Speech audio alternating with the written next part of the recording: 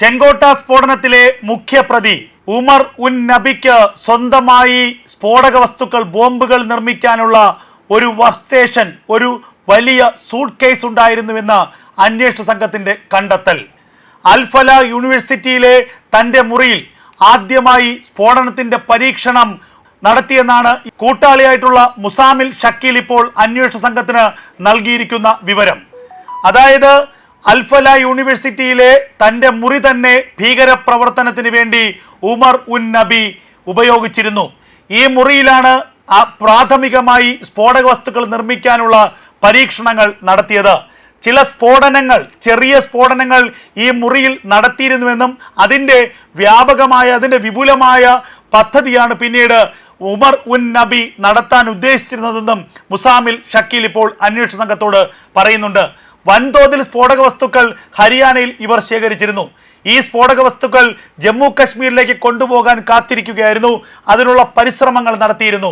അതായത് ജമ്മു കശ്മീരിൽ എന്തോ ഒരു വലിയ സ്ഫോടന പദ്ധതിക്ക് ഉമർ ഉൻ നബി പദ്ധതിയിട്ടിരുന്നു എന്നാണ് ഇപ്പോൾ അന്വേഷണ സംഘത്തിന് വെളിവാകുന്നത്. വൻതോതിലുള്ള IED നിർമ്മിക്കാനുള്ള പരിശ്രമങ്ങളിലായിരുന്നു ഉമർ ഉൻ നബി എന്നും മുഹസിൻ ഷക്കീൽ അന്വേഷണ സംഘത്തിനോട് വ്യക്തമാക്കുന്നുണ്ട്. ഒരു വലിയ സൂട്ട് കേസാണ് ഉമർ ഉൻ നബിയുടെ വർക്ക് സ്റ്റേഷൻ. ആ സൂട്ട് കേസിനുള്ളിൽ കെമിക്കൽ കമ്പോണൻസ്, മറ്റ് സ്ഫോടനം നടത്താനുള്ള അസംസ്കൃത വസ്തുക്കൾ ഒക്കെ തന്നെ ഉണ്ടായിരുന്നു. ആ ഒരു സൂട്ട് കേസ് എല്ലായ്പ്പോഴും എവിടെ സഞ്ചരിക്കുമ്പോഴും ഉമർ ഉൻ നബി കൂടെ കൊണ്ടുപോയിരുന്നു. അതിൻ്റെ അർത്ഥം ഏത് സാഹചര്യത്തിലും അവസരം കിട്ടുമ്പോൾ ഒരു സ്ഫോടനം നടത്തുക, നിരവധി പേരെ വധിക്കാൻ തയ്യാറാവുക, ഇതായിരുന്നു ഉമർ ഉൻ നബിയുടെ ലക്ഷ്യം. 9 ഭാഷകൾ സംസാരിക്കുന്ന ഉമർ ഉൻ നബി സ്വയം ഭീകരവാദ മൊഡ്യൂളിലെ അമീർ എന്നാണ് വിശേഷിപ്പിച്ചിരുന്നത്. വലിയ തോതിൽ സ്ഫോടക വസ്തുക്കളും ബോംബുകളും നിർമ്മിക്കാൻ അറിവുണ്ടായിരുന്ന വ്യക്തിയായിരുന്നു ഉമർ ഉൻ നബി എന്നും മുസാമിൽ ഷക്കീൽ അന്വേഷണ സംഘത്തോട് വെളിപ്പെടുത്തി. ഒരു ആണവ ശാസ്ത്രജ്ഞനാവാൻ പോകുന്ന അറിവും വിദ്യാഭ്യാസവും അതിനുള്ള ചാതുരിയും ഉണ്ടായിരുന്നു ഉമർ ഉൻ നബിക്ക് എന്നാണ് ഇപ്പോൾ ഭീകരവാദ മൊഡ്യൂളിലെ സഹപ്രവർത്തകർ അന്വേഷണ സംഘത്തിന് നൽകുന്ന വിവരം. ഈ അൽഫല യൂണിവേഴ്സിറ്റിയിലെ ക്യാമ്പസിന് തന്നെയാണ് ഭീകരവാദ പ്രവർത്തനത്തിനും സ്ഫോടക വസ്തു നിർമ്മാണത്തിനുമായി ഉമർ ഉൻ നബി ഉപയോഗിച്ചിരുന്നത് എന്നാണ് ഇപ്പോൾ അന്വേഷണത്തിൽ നിന്ന് വ്യക്തമാക്കുന്നത്. എന്തായാലും ചെങ്കോട്ടയ്ക്ക് സമീപം സ്ഫോടനം നടന്ന I-20 കാറിൽ പകുതി പൂർത്തിയായ ഒരു IED ഉണ്ടായിരുന്നു എന്നാണ് അന്വേഷണ സംഘം കണ്ടെത്തിയത്. അതുമാത്രവുമല്ല, ഈ ഉമർ ഉൻ നബിയുടെ വർക്ക് സ്റ്റേഷനായിട്ടുള്ള ആ സൂട്ട് കേസ് ലഭിച്ചു. അതിൽ നിരവധി സ്ഫോടക വസ്തുക്കളുടെ അസംസ്കൃത വസ്തുക്കൾ ഉണ്ടായിരുന്നു എന്നാണ് ഇപ്പോൾ അന്വേഷണ സംഘം നൽകുന്ന വിവരം. അൽഫല സർവകലാശാലയിലെ തന്റെ മുറിയിൽ ഉമർ ഉൻ നബി സ്ഫോടക വസ്തുക്കളും രാസപ്രവർത്തന പരീക്ഷണങ്ങളും നടത്തിയതായി അറസ്റ്റിലായിട്ടുള്ള പ്രതികൾ അന്വേഷണ സംഘത്തോട് പലതവണ വ്യക്തമാക്കിയിട്ടുണ്ട്. പോലീസ് ഉമർ ഉൻ നബിയുടെ സൂട്ട് കേസിൽ നിന്ന് കണ്ടെത്തിയ ബോംബ് നിർമ്മാണ വസ്തുക്കൾ ഇത് സ്ഥിരീകരിക്കുകയും ചെയ്യുന്നുണ്ട്. ചാവേർ ബോംബാക്രമണത്തിന് ഉപയോഗിച്ച ഹുണ്ടായി I-20 കാർ ഉമർ ഉൻ നബി കൈവശം വച്ചിരുന്നു എന്നത് അന്വേഷണ സംഘത്തിന് ബോധ്യപ്പെട്ടിട്ടുണ്ട്. ബോംബ് നിർമ്മാണത്തിനായി അസറ്റോൺ അല്ലെങ്കിൽ നെയിൽ പോളിഷ് റിമൂവർ, പൊടിച്ച പഞ്ചസാര എന്നിവ ഉമർ ഉൻ നബി ചേർത്തിരുന്നതായിട്ടാണ് അന്വേഷണ സംഘം ഇപ്പോൾ കണ്ടെത്തിയിട്ടുള്ളത്.